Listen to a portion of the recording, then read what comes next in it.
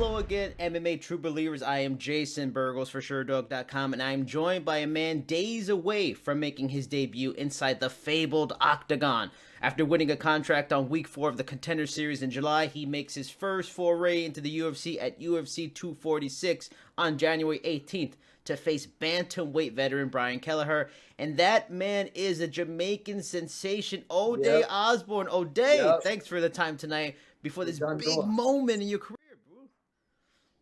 Man, hey, thanks for having me on, Brian. I really appreciate it, Brian. I'm sure you're busy with a lot of interviews. We all just meld in together. You said Brian Kelleher, so that's why the Brian got in my head. I said Brian, but no, thank you for having me on, man. I really appreciate it. Like I said, I just got home here, about to hit the gym pretty soon. Nothing too much going on. Just I live my life kind of on the go. Wake up, work in the school, go to gym, work out, come back. Spend it with some loved ones. That's about it. Now, I have a whole bunch of questions for you, and you're an interesting guy. Now, I've talked to a few guys that have been on the Contender Series. Two of them won, but did not get deals. One of them being Kevin Seiler, who was on the episode you were on.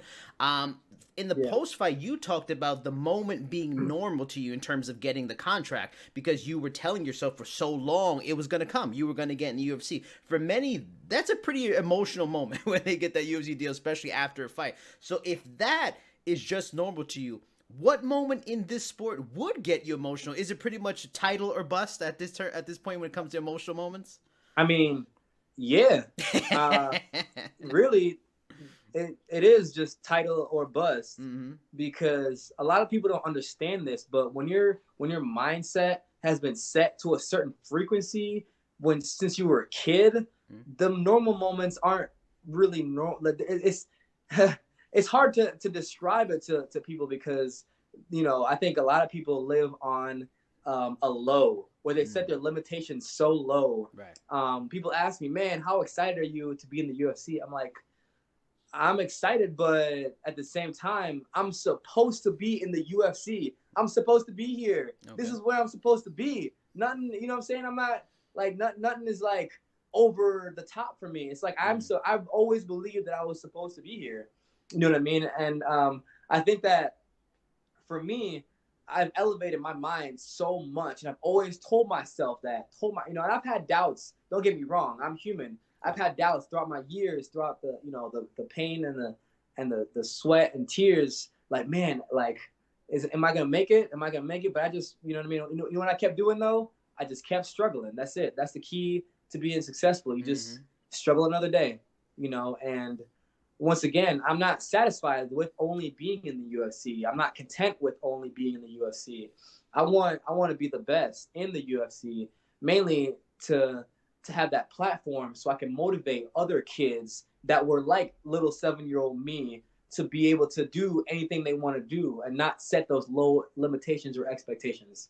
Now, I wanted to next ask about, talk to me about your growth as a mixed martial artist with Pure Vida. You left Rufus Sport and joined them less than a year or so before you were on the Contender Series. You praised them for just letting you be you. Now, over a year with them, how much have you changed from starting there till now? And would you say you might be even different than the guy many of us saw on the Contender Series to when we see you next on the 18th? Oh, I'm going to be a completely different guy from the Contender Series. I think I actually had an interview today, and I told, what I said was, this camp was so much fun. And it was weird because I'm not used to having a fun camp. My camps are usually like grueling, and I feel exhausted. And it's weird because I feel like I'm not exhausted, so it makes me feel like I'm not putting in the work. You know what I mean? Okay. Like, just because I'm not exhausted doesn't mean I'm not putting in the work, but that's just like that society has, and people have put that into you. You got to be, if you're not feeling exhausted, then you ain't working hard. That's not true. Exactly. That's not Very true true. at all. I've been having so much fun this camp, and like I said, Pure Vida had just let me be me and figure out myself, because you can't implement a system into everybody, right? some people you just gotta let them be themselves and let them figure out who they are as a fighter. Yeah. You lead them on a path, right? You lead people on a path, and you say, all right, this is how I want you to fight. Now, if you develop your own ways along that path, you better their fighting style. And I think Pure Vida has just let me. All they've done is they've taken my strengths and made them stronger, and taken my weaknesses and diminished them. You know what I mean? They didn't change me and say, "All right, you gonna fight like this." You know what I'm saying? They just, "Oh, you got a gift here.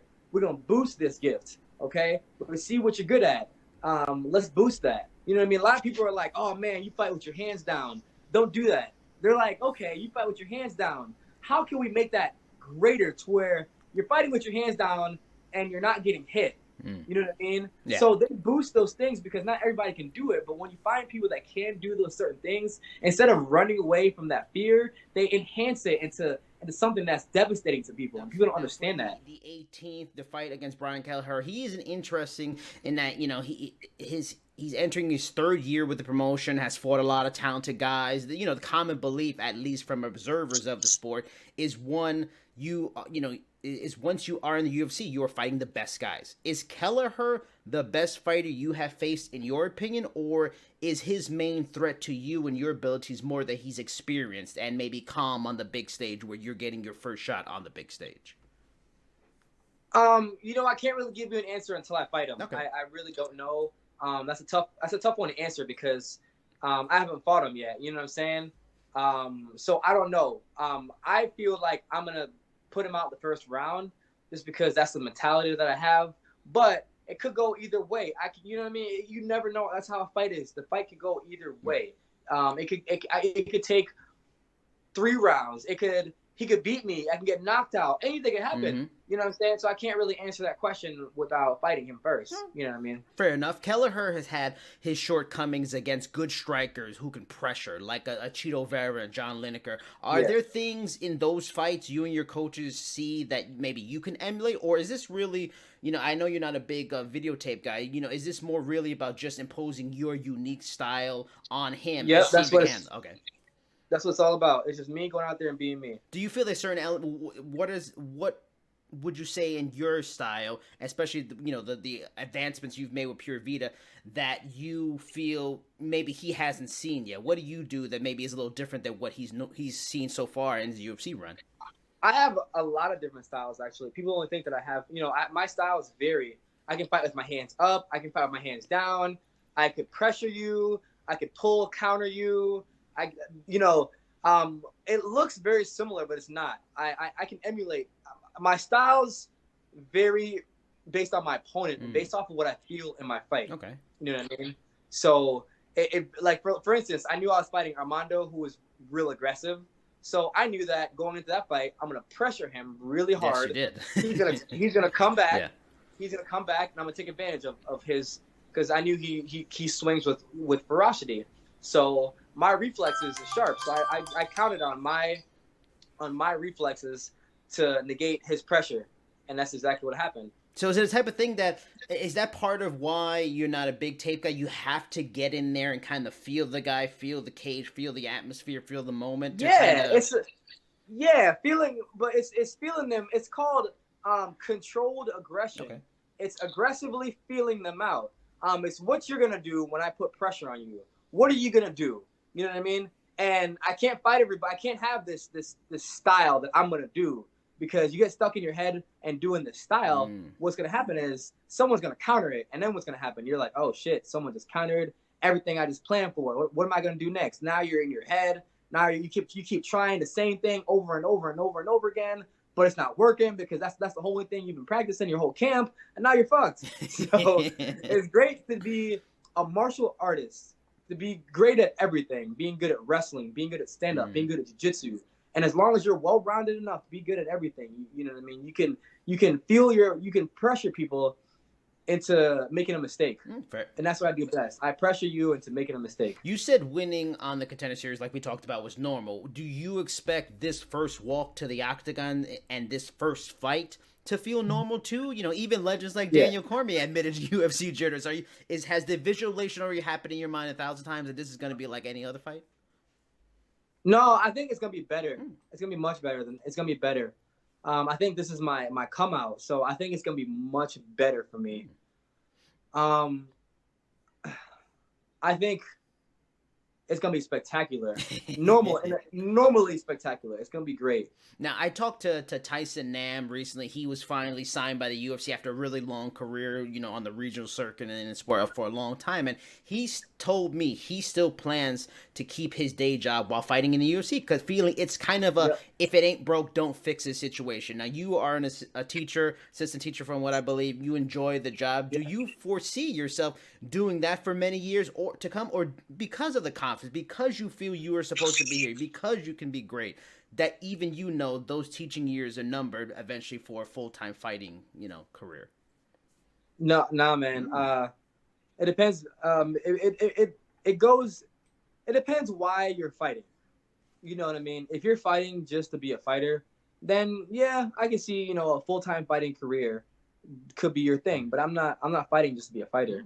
I'm fighting for way more than to be a fighter. I'm fighting for children, and I'm fighting for inspiration. I'm fighting for a lot of things. I'm not fighting for a check or just to be a fighter. I'm fighting for a platform. I'm fighting for so much more, for positivity, all kinds of shit, man. I'm not just fighting just to be a fighter.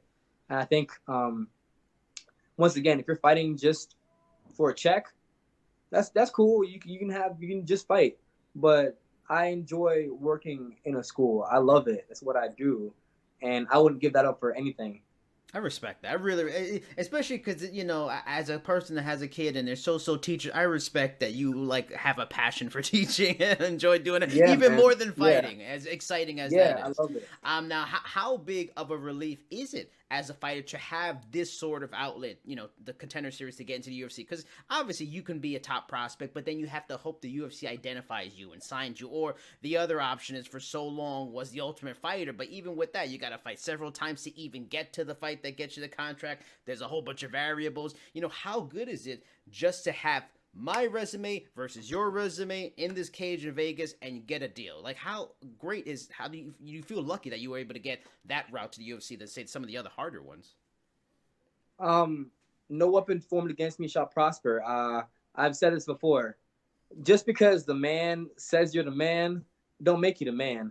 You got to beat the man to become the man. So with all that being said, it don't matter resumes or forms or what people believe or what the stats are or any of that shit. None of that shit matters until I go out there and I prove my worth and what I'm capable of and what I can do, and I beat everybody that I'm supposed to be. So none of that shit really matters to me. I really don't care.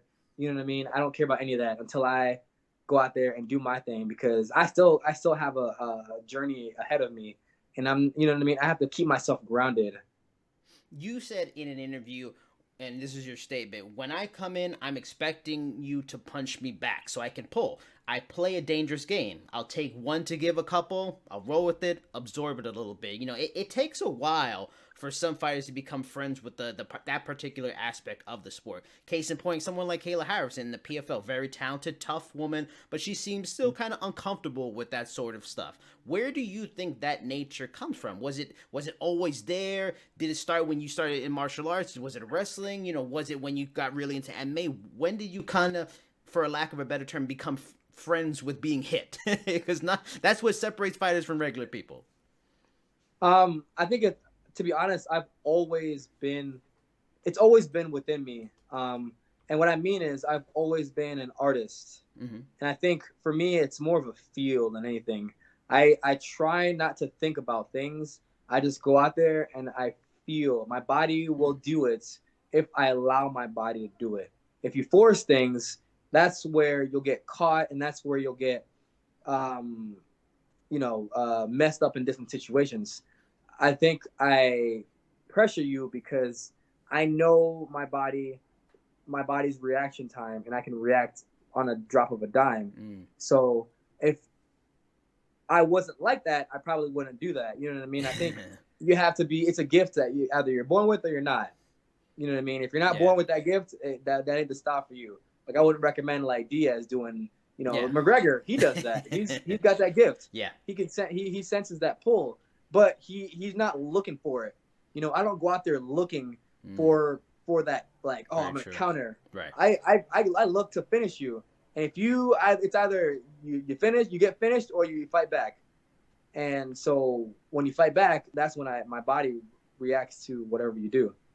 Now, you mentioned in the post fight for your win at the Contender Series, your social media exploded in the lead up to the Contender Series fight. What is the latest on your social growth heading into now your UFC debut? Is it exploded to a whole nother level?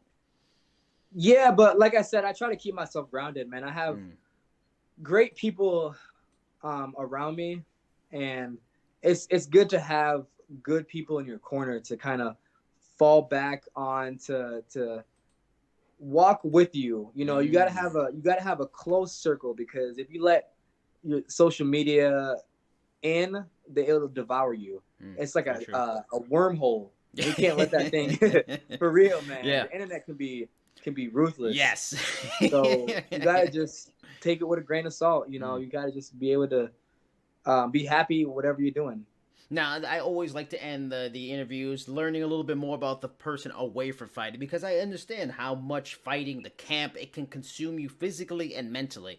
And I always ask about what are fighters' interests away from fighting. That has nothing to do with fighting. I've got some interesting stuff. I've got comic books, I've got movies, I've got cooking, you know, all kinds of just hanging out, nature walks. What does the Jamaican sensation, Bob Marley fan, what does he do when he has time to himself and doesn't want to deal with fighting at all? There's a lot of things I do, man. I do a meditation group, actually. Oh, okay. And I go to this group, and it's like a 4-hour meditation session. Really? And yeah, I kind of meditate, and I bring my significant other, and we go together. She supports me, and I meditate, and you know, we kind of just get very zen. And it's cool, man. It's a good decompression. It's a good way to decompress from everything, because a lot of times school balances out the gym, and the gym balances out school, and they both balance each other. But sometimes both those balances can meet and run into each other, and when they do, that's when you got to have a third outlet, something to balance out everything and to bring your levels back out to neutral. So yeah, I do that every once in a while, probably once a month for about 4 hours. And yeah, it's good, man. It's good because I think we all have demons, and we all have things that we suffer from our childhood, and we all have shit that we go through every single day. And a lot of times what we do is we suppress those things, and we don't know we suppress them. We just suppress them like without even thinking about it. You know what I'm saying? Without even thinking about it. All of a sudden somebody cuts you off, and boom, you're cursing that person out. But why are you cursing them out? It's just, are you cursing them out because somebody cuts you off, or are you cussing them out because you had a bad day at your job 3 weeks ago? Very true. So those things come up.